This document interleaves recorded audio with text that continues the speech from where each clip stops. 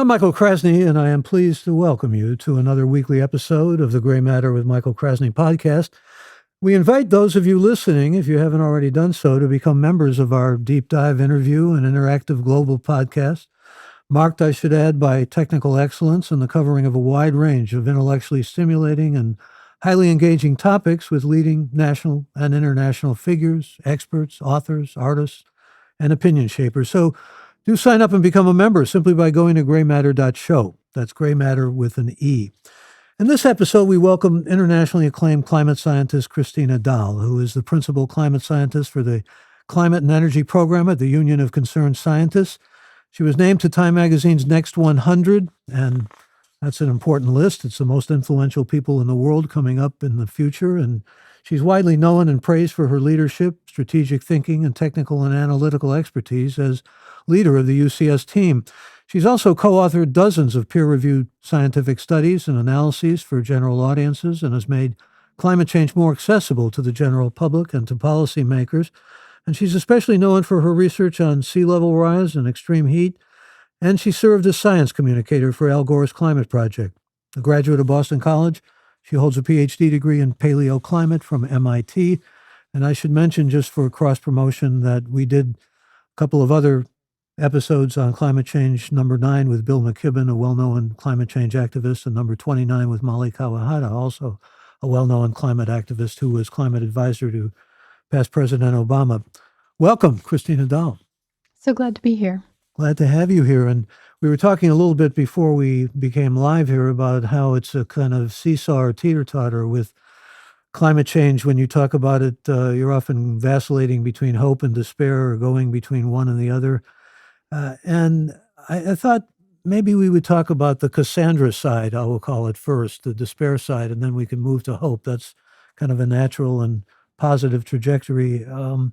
There was an article right before the new year in The Guardian by Jonathan Watts, who is a global environmental writer, which struck me. It struck me because he said the world will look back at 2023 as the year humanity exposed its inability to tackle the climate crisis right before the new year.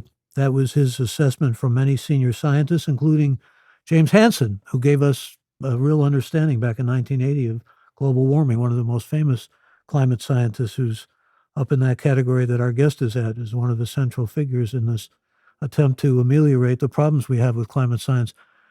What's your reaction to something along those lines?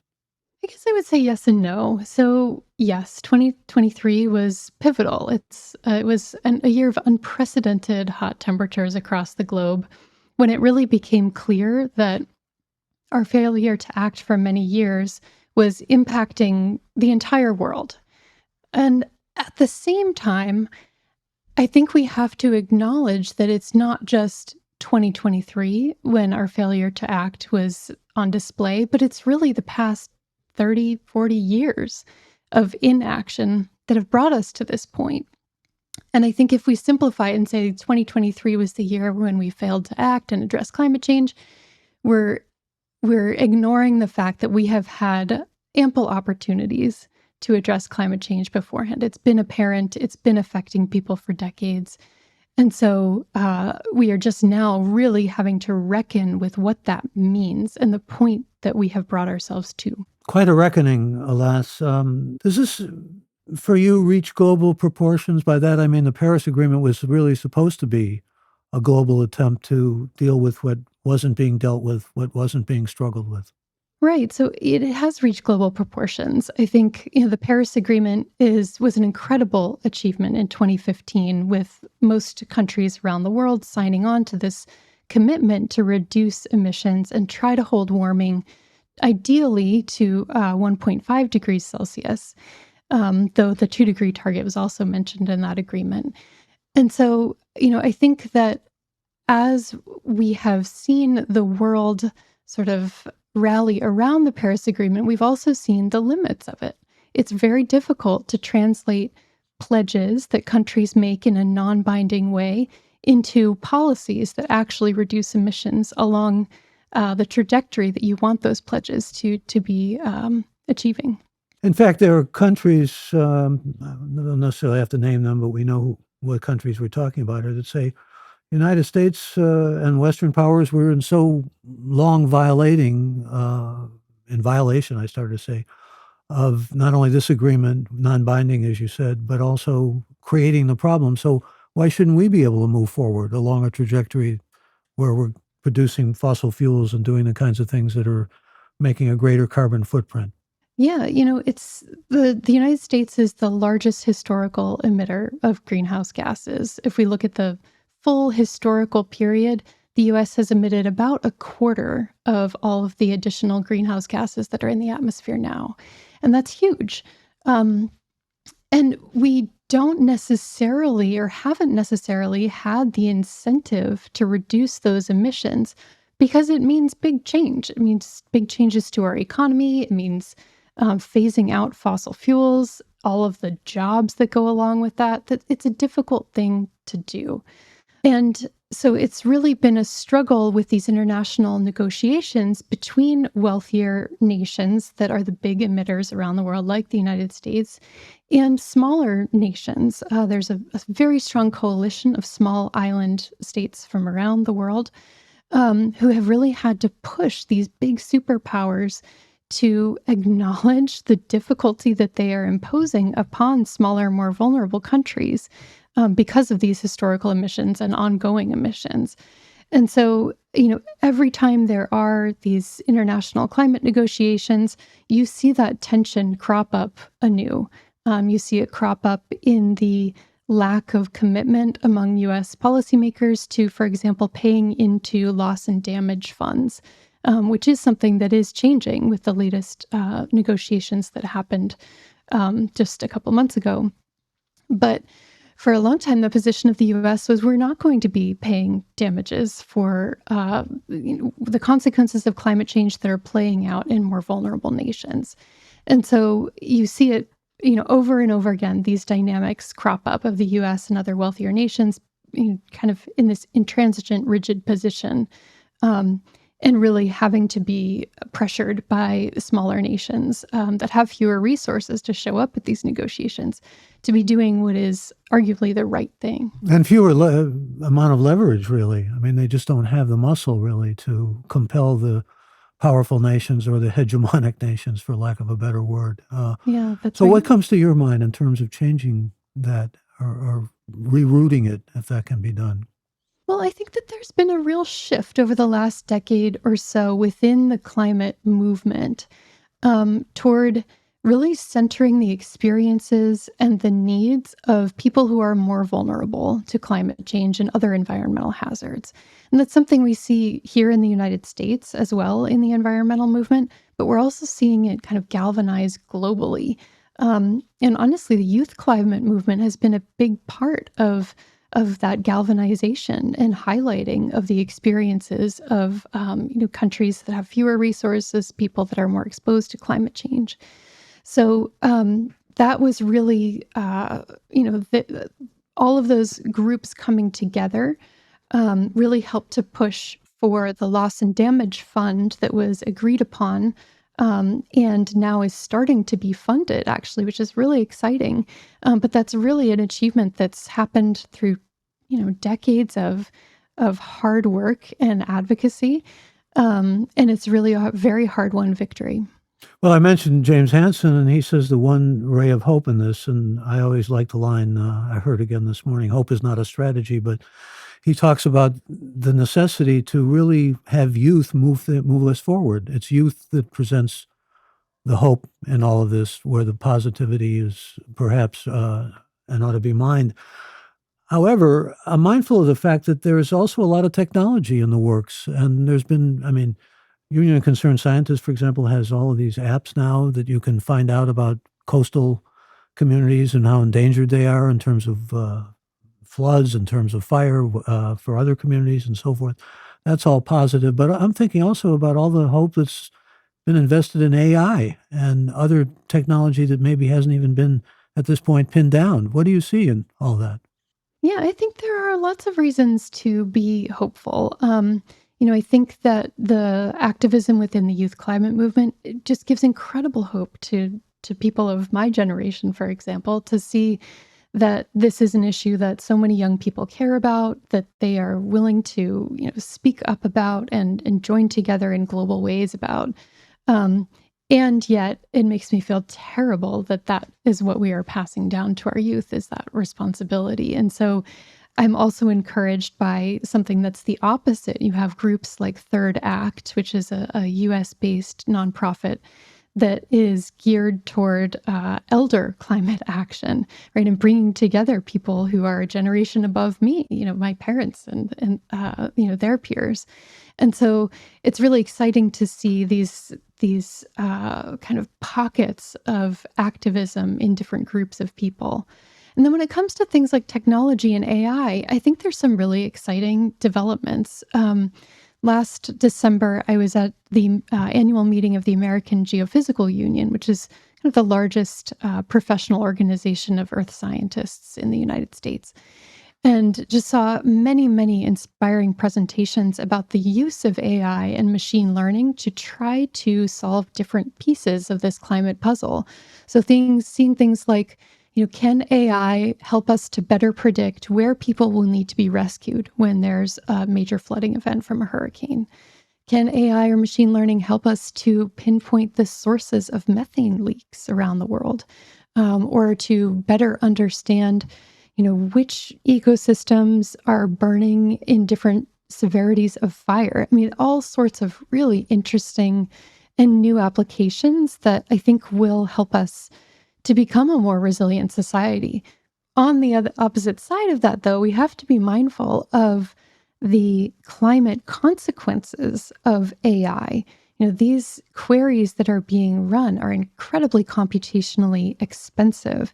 And so all of that power is drawing and creating carbon emissions, right? And so we do need to be thinking about better ways to be powering artificial intelligence so that it's not ultimately contributing to the problem.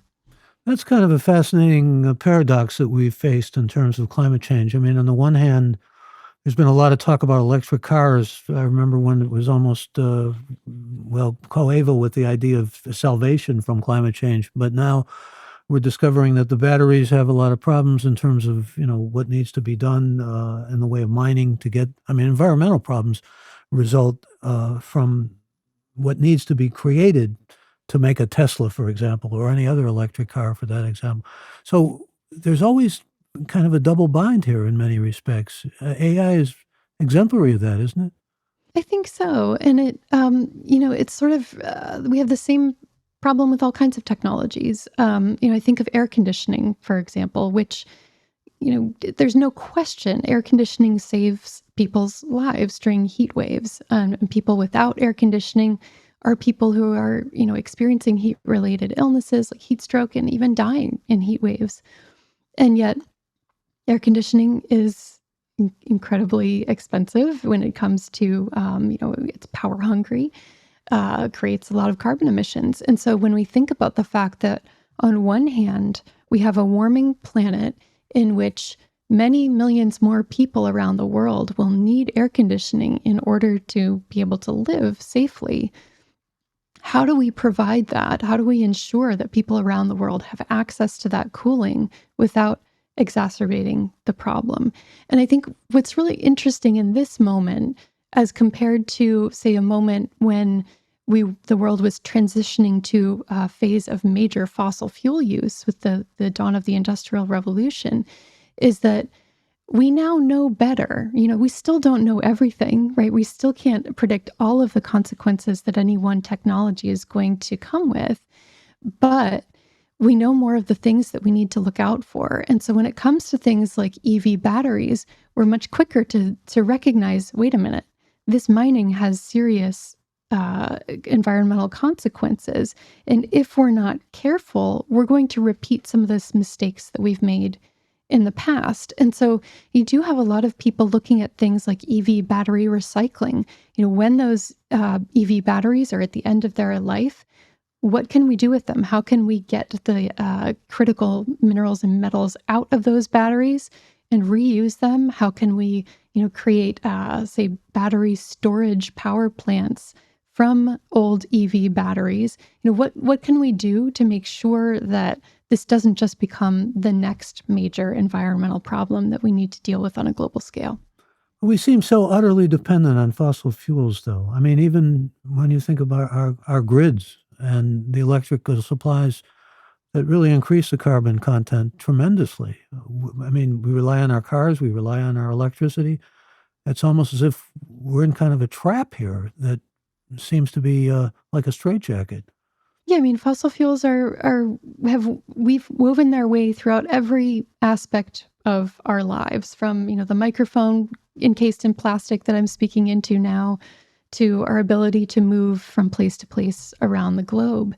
And so when we think about the scale of what needs to happen to transition to a cleaner climate with net zero carbon emissions eventually, it's a wholesale reformation of the way that we move around, the way that we live our lives, the materials that we have in our lives.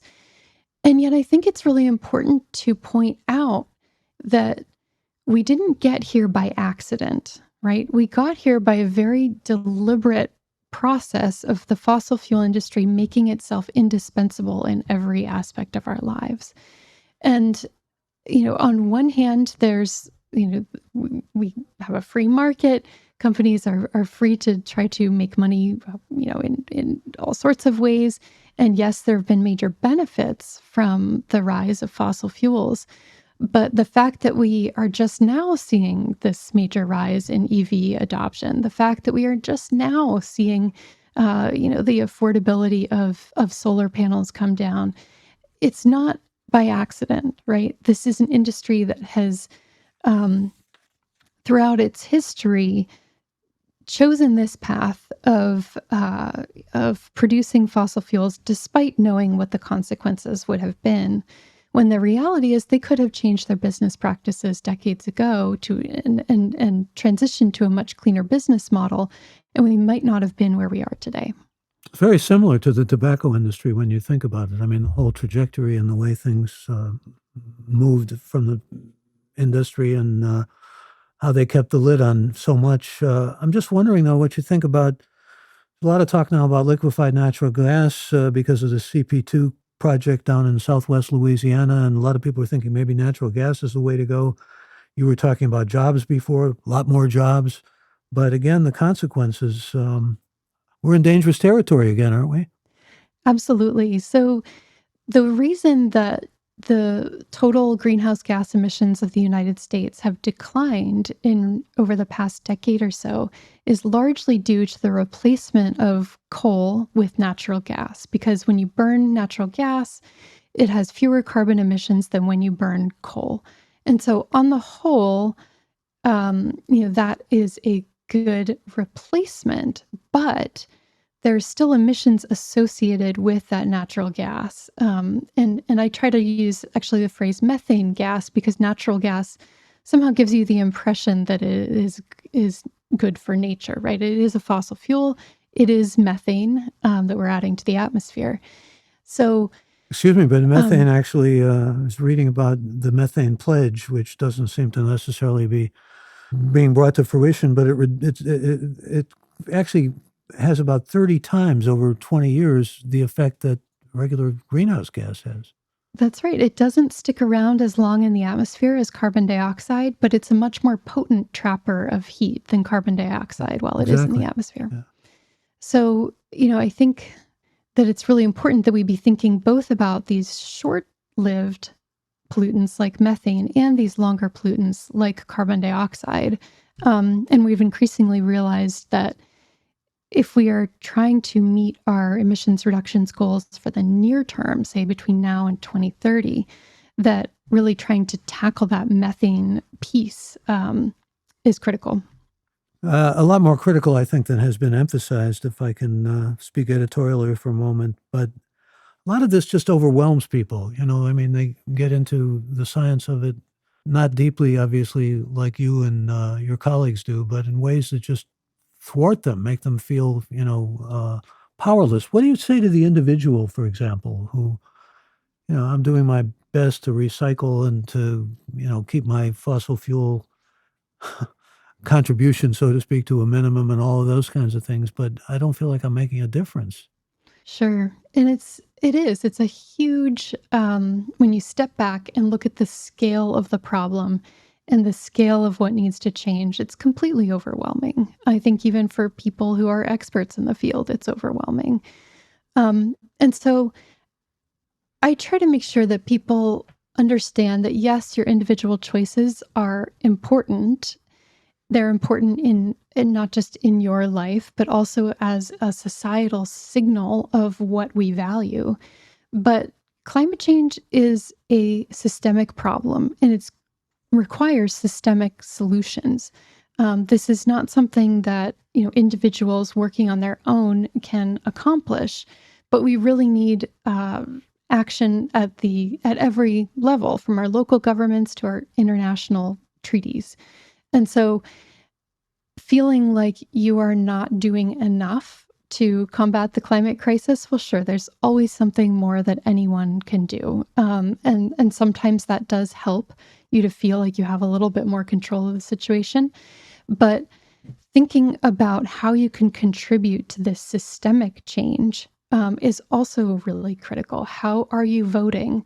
What sorts of questions are you asking of the candidates that are running for your local offices?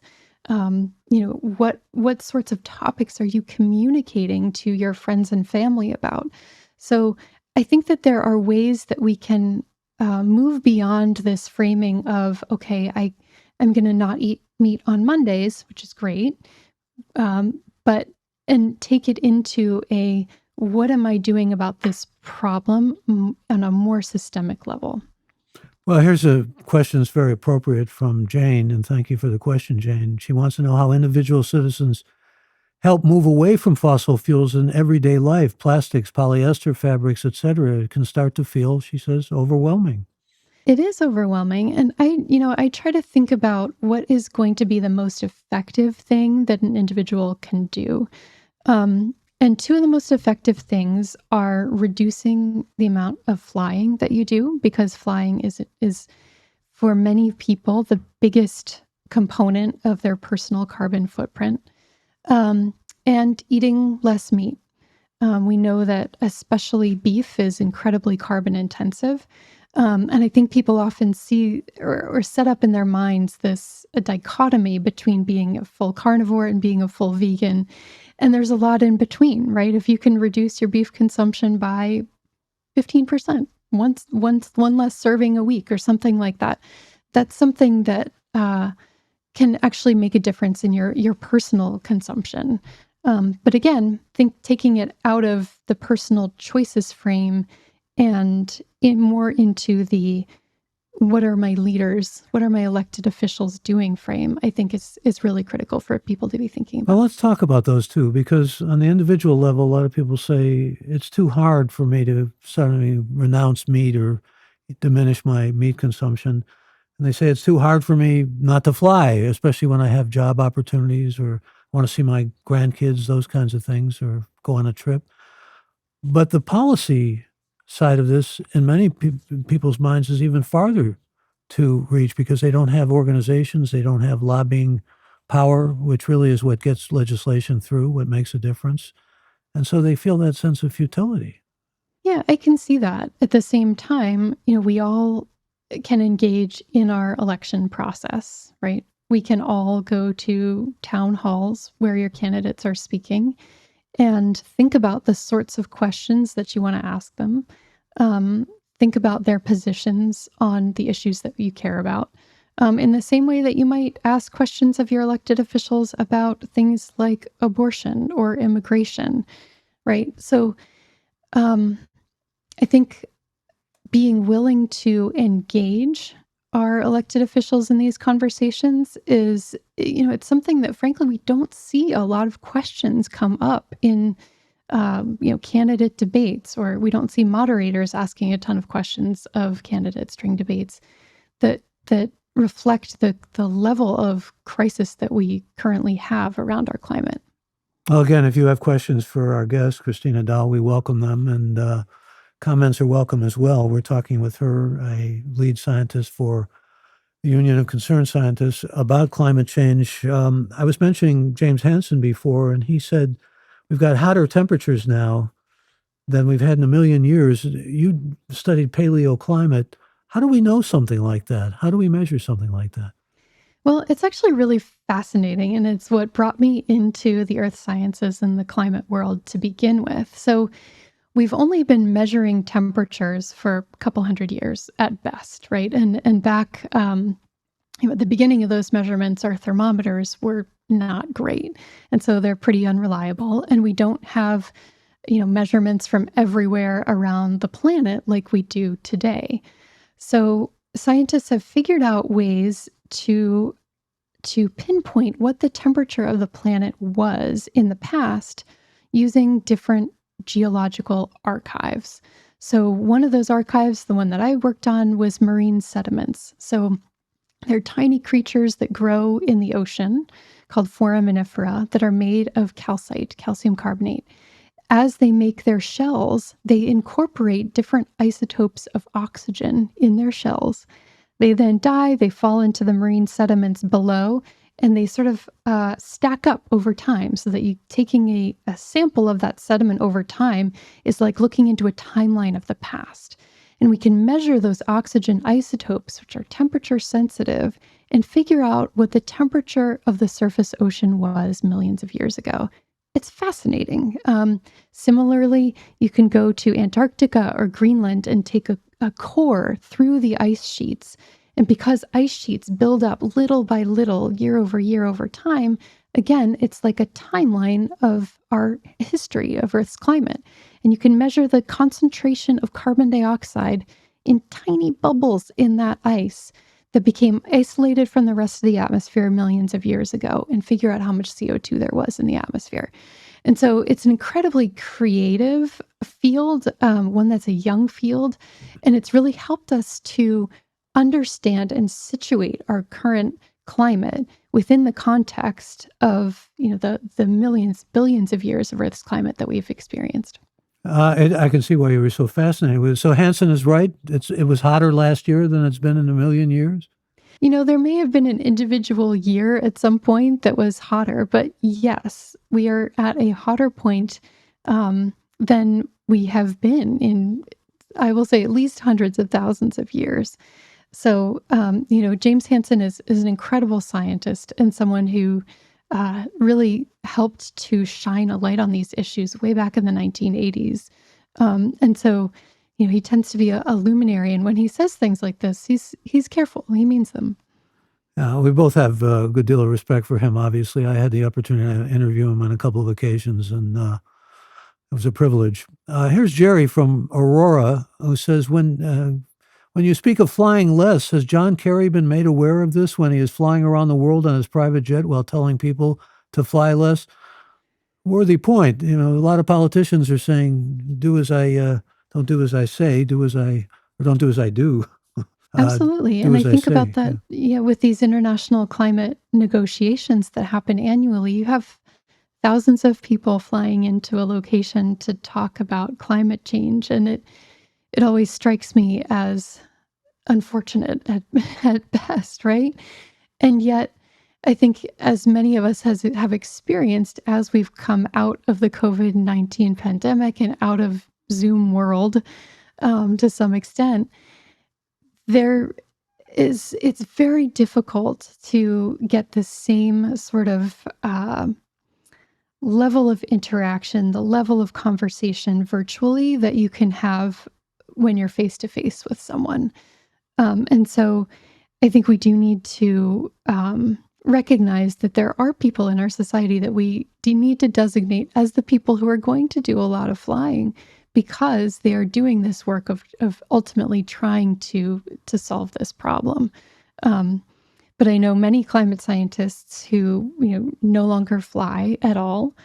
I know many scientists who will only fly, for example, for a scientific conference in a different country, if they can pair that with many other sorts of engagements in that same place so that they're only taking one flight as opposed to flying repeatedly.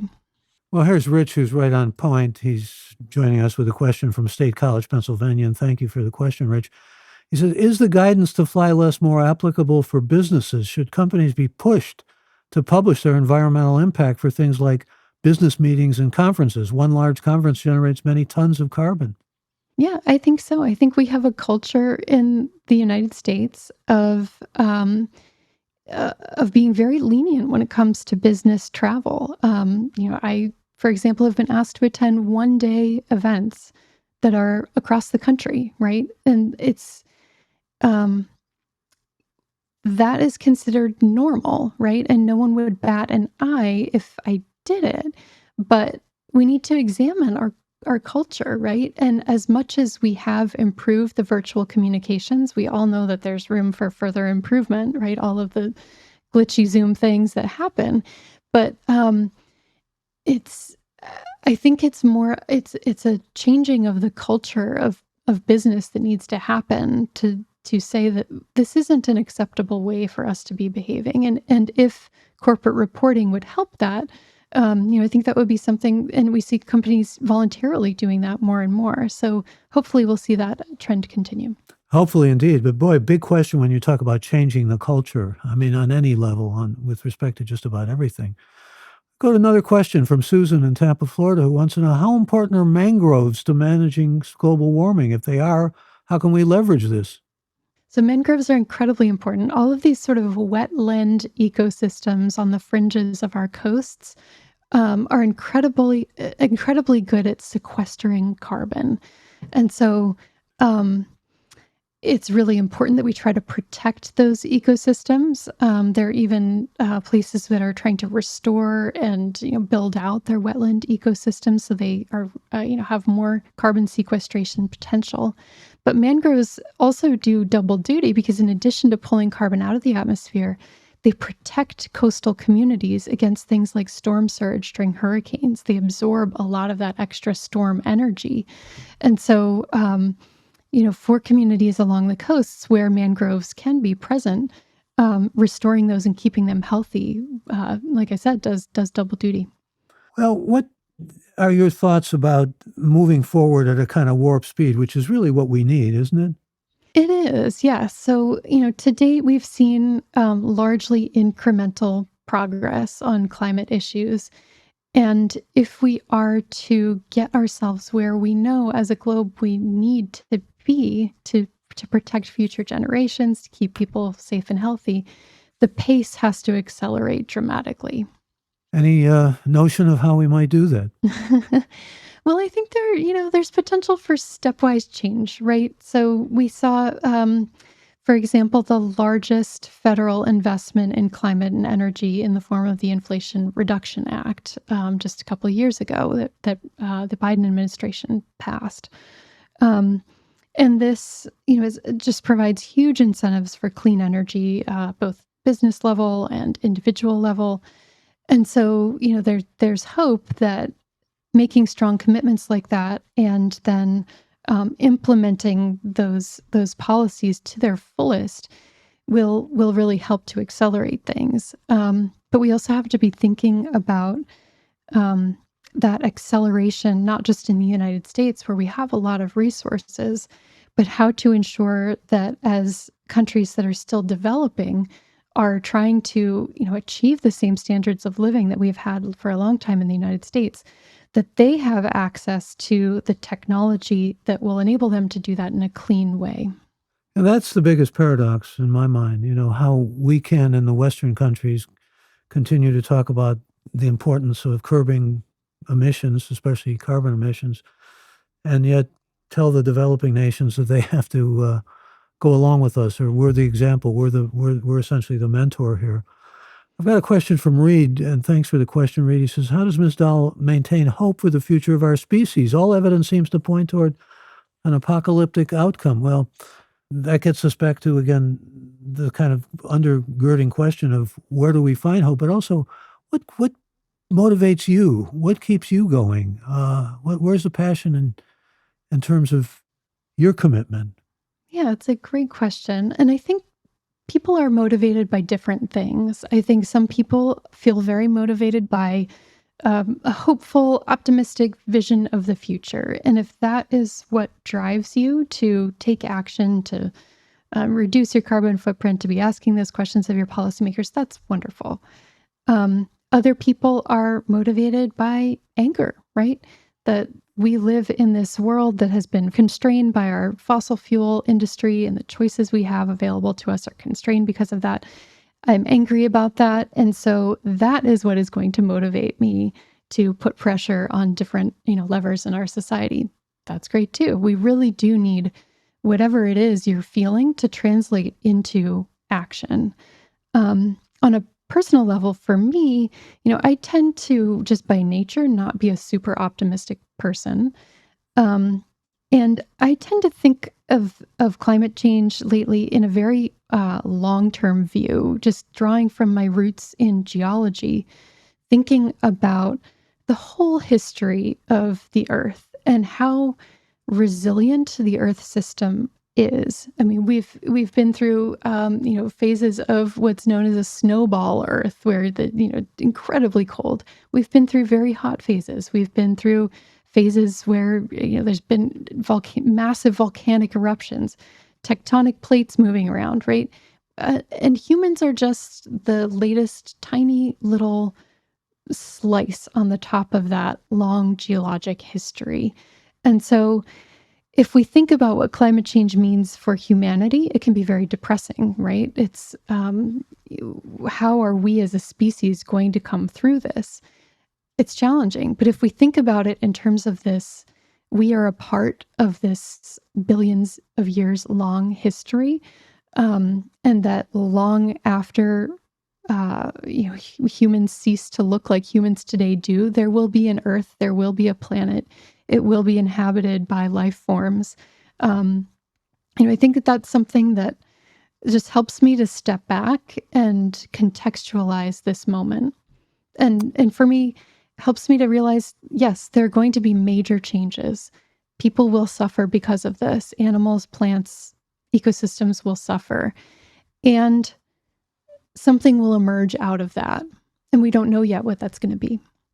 I can remember a conversation I had with Elizabeth Colbert, who wrote a whole book on different forms of extinction. And I was sort of apprising her of the sense I have that many people just say, it's in the cards. There's nothing I can do. It's up ahead. They're like soothsayers of old. There's nothing that can change the trajectory we're on.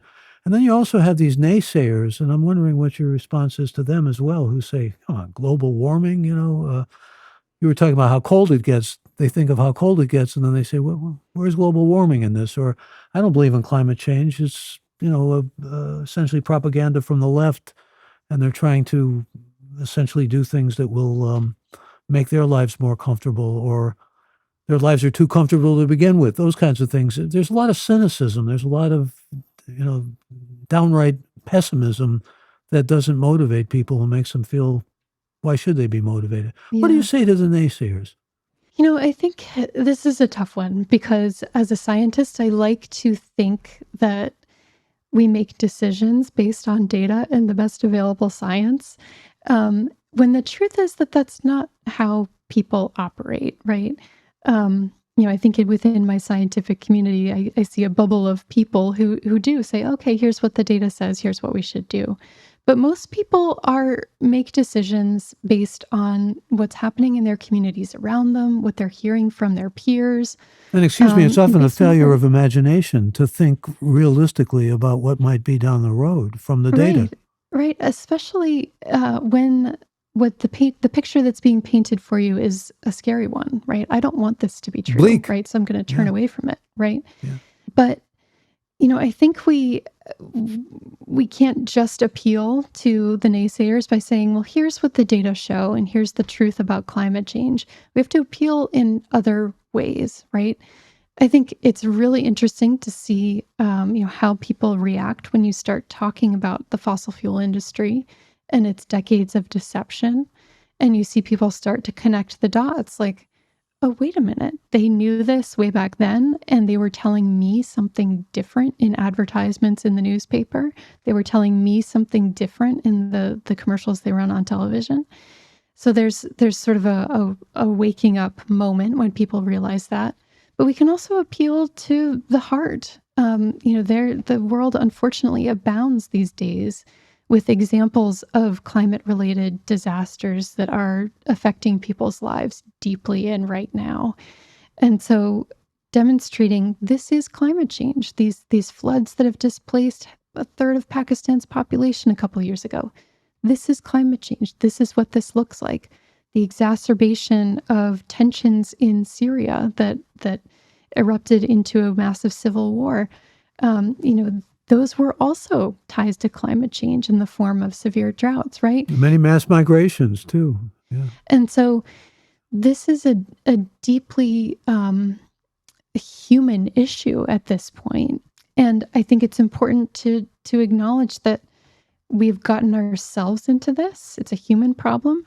And the solutions are also human, right? There's a lot that we can do that moves us away from the worst case scenarios. One of the ways that has been brought up to me on a number of occasions to get through to people is to tell them this can harm children, because indeed it is harming children. And if they care about their children or their grandchildren, then suddenly it gets through to them. It penetrates in ways that somehow their failure of imagination doesn't necessarily get to. I've got to get to another question. This is Amy, and thank you for your question, Amy, who wants to know, who begins by saying many CPG companies are being tasked to make products and packaging more recyclable and to have more circularity. But I've found as an avid recycler that our waste management systems in many areas of the U.S. don't have the ability to recycle many of these. How do we get there? Yeah, I think it's a really challenging problem. And I think it's a problem that really came to the fore of people's minds a couple years ago when countries like China stopped accepting a lot of the quote unquote recyclables that the US was sending, right? And saying, there's just the economics aren't there and we can't make this work. So I think often recycling is kind of the face of the environmental movement, but two of the other R's, the reuse and reduce pieces are less prominent. And I think there's no way to get around the fact that we need to reduce our use of plastics and other materials in order to address the climate problem. We're not going to get there just by recycling. Important question from Francis up in Toronto, and thank you, Francis, for the question. He says, from your perspective, which countries are leading the way in environmental policy, and what lessons can other nations learn from them?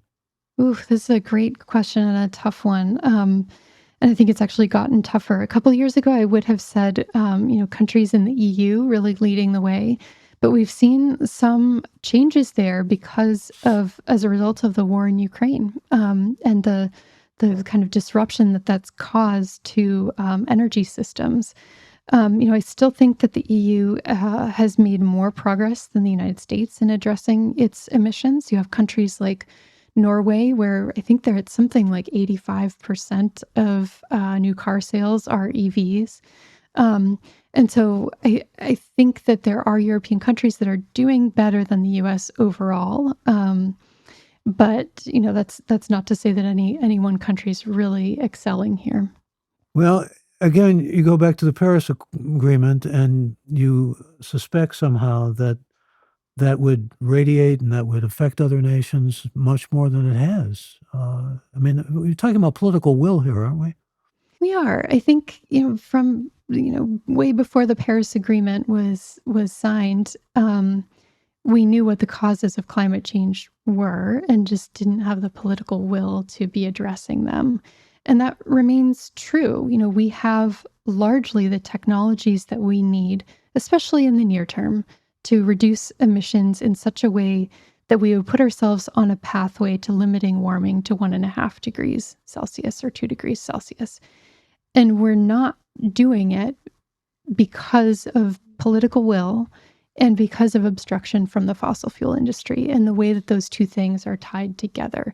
The lobbying by the fossil fuel industry of our elected officials in such a way that they are making decisions that are good for the industry, not necessarily for the climate or for people overall. Can you give us some recent examples of that? Gosh, I think, one example here in the United States would be a politician like Joe Manchin, who, a senator from West Virginia, He's a has coal guy, deep ties basically, to the and coal. always has been. Right, Yeah. exactly. And so, you have someone who's financially indebted to the fossil fuel industry, also in a state where coal mining has been, a big part of the state identity. And so it's a big part of what voters are thinking about. And so that's someone who's not necessarily thinking independently about our climate. They're thinking about it from a financial perspective, from a business perspective, But from a also, jobs excuse me, perspective. from people who have jobs and have been doing it transgenerationally, going back to parents, grandparents, and so forth. It's in their blood, it's in their lives, it's central to their. Absolutely. And I think something that often gets lost in the environmental movements conversations is that we owe a debt to those workers who have been providing us with reliable, affordable energy for decades. It really hit home for me. I grew up in Pittsburgh, Pennsylvania, and was home a couple years ago. Um, and downtown, I saw a train go through, right? And it's just open train cars filled with coal. And it reminded me of just how central that industry was to the region I grew up in, and just how many people put their lives at risk, really, to do this really dangerous work that remained invisible to many of us as we just flicked on the lights. And so I think, there's some validity to the fact that Joe Manchin is, thinking about coal industry interests as he's voting and developing legislation. And yet that industry can't go on as it has been if we are to fix the climate problem. And, changing that industry also has benefits for the workers who have been endangered by it, and for the communities that have lived with the pollution around it. And so thinking about what a just transition looks like for coal workers, natural gas workers, and other workers in the fossil fuel energy industry is really critical, right? I think it's very important that we don't discount the role that those workers have played in keeping our lives comfortable and safe. I agree with you completely, though I must say, and Joe Manchin is considering maybe a no labels run for president. That's another thing we might contemplate. But I'm contemplating and thinking and reflecting on the. I remember you worked with former Vice President Gore, and I interviewed him a couple times. There was always this sense that these jobs would somehow turn into green jobs. And government has failed on that. I mean, it's provided some of that, but you think of all those coal workers that are, in terms of getting equal pay type of jobs, or jobs that can compensate them in a way that going into the mines and putting themselves at terrible risk in terms of their lungs and everything else, much healthier type of jobs, not there. And in Yeah. too many instances, they're just not there. Yeah, there's no question that we need to be doing a lot more. And as we wean ourselves off of fossil fuels and we see more and more workers affected by that transition, we have to make sure that those jobs are there for them, that they are able to do, that they are equipped to do, that they are going to be paid in a fair way. It's absolutely critical. Well, you mentioned Pittsburgh, and Alex is one of the geniuses I work with on my team. And he says, my grandfather took a train from a small town 30 miles outside of Pittsburgh into the city. Those rails are gone now. Has the U.S. in some ways slid backwards in mass transit? Absolutely. I live in San Francisco now, and there are, you can still see like streetcar tracks where there are now buses, and our buses are relatively clean in the city. But there just was a massive shift in the way that we transported ourselves to cars decades ago. And now so much of our infrastructure is just built around a car culture where the expectation is you will drive everywhere. And we see a lot of resistance to things like building new housing in cities that doesn't come along with parking, right? As legislators and developers try to incentivize a transition to communities that are less car dependent. What do you say about greenwashing? I mean, there's so much of it. We could spend a whole hour or two just talking about it, but it's real, isn't it? It's incredibly real, yes, and a enormous problem. We see it a lot in the fossil fuel industry as these companies try to position themselves as leaders in an energy transition, talking about things like clean fuels or biofuels or using carbon capture and storage, for example, to try to capture those carbon emissions so that they don't affect our climate. Um, when you look at the percentage that major oil companies like Exxon and Chevron are spending on these kinds of initiatives, it's a tiny fraction of what they're spending on expanding their operations and drilling for more fossil fuels. And so it's really critical for us to try to shine a light on the reality of the business models of fossil fuel companies versus the very sunny picture that they're trying to paint of themselves. And we do see organizations like, the United Nations in sort of the businesses can sign on to UN-sponsored pledges about climate, and they're starting to crack down on some of those sorts of two-faced practices that these companies have engaged in for many years. Well, here's a direct question from Amy, and I like these questions that are so direct. She said, why doesn't the fossil fuel industry pivot into renewables and become the cornerstone of a new era from that industry? There is some pivoting. I mean, let's at least acknowledge the fact. But what she's talking about, full throttle, so to speak, is just not happening. Yeah, Amy, I'm right there with you. And I may have colleagues who know the answer to that better than I do, but it's baffling to me as well, especially because they've had decades to ponder the question. When we look at internal documents from a company like Exxon, they were doing their own climate modeling back in the 1980s that has accurately predicted where we are today based on the burning of fossil fuels. And so how they didn't in that moment say, maybe there's a cleaner way that we can be positioning ourselves so that when the world uh, makes this transition, we are part of it and we are ready for it and we are profitable because of it. It took pressure on them to move forward to the degree that they have, and that's very incremental, to put it mildly. They need a lot more pressure. Here's Dan who says, what about carbon credits? Do they do any good?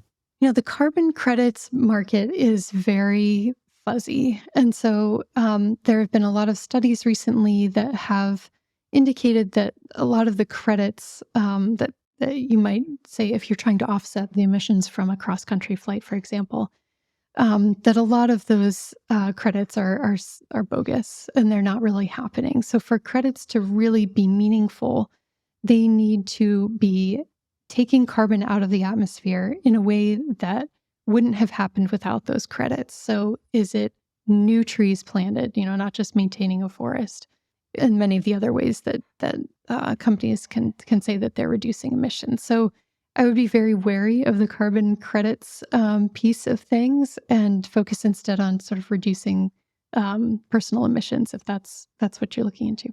Well, when you mention forests, it brings to mind the fact we've been certainly focusing a lot on cars and fossil fuels with the automobile industry. But all that forest fire destruction that went on in Canada recently, there are also cement makers that were a big part of that, right? Well, yeah. So the we recently at the Union of Concerned Scientists led a study that linked emissions from fossil fuel companies and cement manufacturers around the world to worsening wildfires in the western United States. Here's how that linkage works like this. So these companies have produced oil, coal, gas, cement, all of those fuels are then burned to create carbon emissions that warm the planet. And the result of that warming has been worsening wildfires in the western United States and southwestern Canada, and really around the world, but our study focused in on that area. And what we found was that emissions that we can trace to about 90 companies around the world are responsible for about a third of the forest area that has burned in that region since the 1980s. And so there's a very powerful linkage between what these companies are doing and the effects that we are feeling on the ground. Very similar dynamics happening with the Canadian forests. It was a different type of ecosystem than we looked at in our study. But, we saw this past summer, Canada was experiencing very hot, very dry conditions. It's very typical of the climate trajectory that we're on. And as a result of those conditions, the fires there were just able to massively spread. And then in turn, those fires, as they burn, because they're burning up all the carbon that was stored in those trees, you get a massive release again of greenhouse gases that then furthers the problem. So, yeah, just there's a very complex linkage between these carbon emissions and forest fires. So what do you do about the cement makers? I mean, people have to build houses. Yeah, I mean, this is one of we call them hard to abate industries. So when we look at where we have opportunities to reduce emissions, one of the easiest places we can reduce is in our power generation, right? So moving away from coal-fired power plants and moving to things like solar and wind. That's technology is relatively well developed, can easily be deployed. But things like cement manufacturing, it's much harder. We don't have as clear a substitute.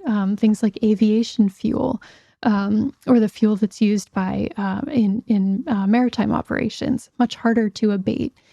But if we focus in on those hard to abate slices, we're losing sight of the fact that we have this massive opportunity to address, say, 80-85% of our emissions that we already do know how to address. Reed from Santa Rosa wants to say that he's admiring and appreciating your commitment to the science. Thank you, Reed. What do you attribute that commitment to? I mean, you're not necessarily trying to save the world, but in a way you are. Yeah, from the time I was a little kid, I wanted to do something that was like a helper in some way, right? I think when I was a little kid, that was like, okay, I'll be a doctor, right? Because those are the people you see helping in your daily life. Um, but to me, the Earth system is just fascinating, right? It's a beautiful world out there that, of course, I want to preserve to the extent that I can. But it's also just fascinating and complex scientifically. And so it's both of those things that keep me going. And I would also say I know hundreds of other people who are part of the climate movement. I don't yet know anyone who's dropped out of it, a scientist, an activist. It's an issue that once you see the potential for what we could achieve, you really just want to keep working toward it. So science and technology maybe will save us from extinction? Ultimately, you believe that? You have faith in that premise? I think that eventually, we will solve this. It may be much slower than we want it to be. People will suffer because of climate change. They are already suffering because of climate change. The numbers are not encouraging, excuse me. No, they're not encouraging. But humans are immensely creative, and we will find our way through this. Well, as we used to say, from your lips to God's or whomever's watching us or playing a role in our fate, those ears. It's been a pleasure talking to you, and also, as always, very enlightening. So I thank you. And I want to extend thanks to all who joined us for this episode of Gray Matter with Michael Krasny, as well as those who will be hearing us on Apple, Spotify, or graymatter.show, where we urge you, if you haven't already done so, to become a member. Again, that's graymatter.show and gray with an E. And thanks, too, to the Great Gray Matter with Michael Krasny team of Alex, Shannon, Chad, Cullen, Jeff, Colleen, and special thanks to this week's guest, Dr. Kristina Dahl of the Union of Concerned Scientists. I'm Michael Krasny. Bandwidth for Gray Matter is provided by CacheFly at CACHEFLY.com.